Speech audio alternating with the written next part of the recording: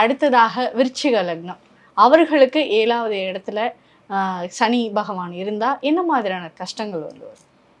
இவங்கள அந்த லக்னம் அந்த அந்த லக்னம் யாருக்கு இருக்குதோ அவனே என்ன பண்ணுவானா, நான் செத்தலான்ட்டு இருக்குமா, கிடைக்கவே இல்லையா, பொண்ணே கிடைக்க மாட்டேங்குது, ஊருக்கு ஜோசிக்காரனால பார்த்துட்டேன், என்னென்னமோ சொன்னானுங்க, அந்த கோயிலுக்கு போக சொன்னாங்க, இந்த கோயிலுக்கு அப்படின்னு சொல்லி படாபாடு படுத்தக்கூடிய 7ஆம் வீட்டில் அந்த தோஷம் இருக்குதுன்னு சொல்கிறாங்க, இந்த தோஷம் இருக்குது. இப்போ தோஷமே இல்லைன்னு இருக்கும், செவ்வாய் தோஷம் இல்லை, ராகு தோஷம் இல்லை, இந்த சனி ஒன்றுமோ இப்படி பண்ணுமா அப்படின்னு கேட்கவங்களும் இருக்காங்க, கேட்டிருக்காங்க கிட்ட. அதனால இவ்வளவு ஏங்க சனி ஒன்று வச்சுக்கிட்டு இத்தனை பண்ணுமா, பண்ணும் இது. ஓகே, இவங்களுக்கு என்ன பரிகாரம் ரொம்ப சிறப்பாக இருக்கும்? இவங்களுக்கு வந்துங்க இது எல்லாமே என்ன, சனியோட பலம், காக்காக்கு சாப்பாடு போடுறதுலேருந்து, அதுக்கப்புறம் வந்து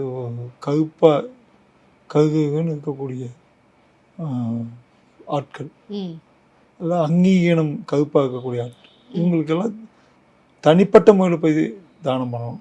கோயில்கிட்ட போய் தானம் பண்ணுறவர்கள் தனியாக அனாதாசிரமத்துமோ இல்லை வந்து ரோட்டில் தனியாக இருக்காங்க, ஆனால் தனிக்கு போய் தனியாக அவங்களுக்கு சாப்பாடு போடுறது, ட்ரெஸ் கொடுக்குறது, இங்கே தான் தானம் பண்ண சொல்லியிருக்காங்க.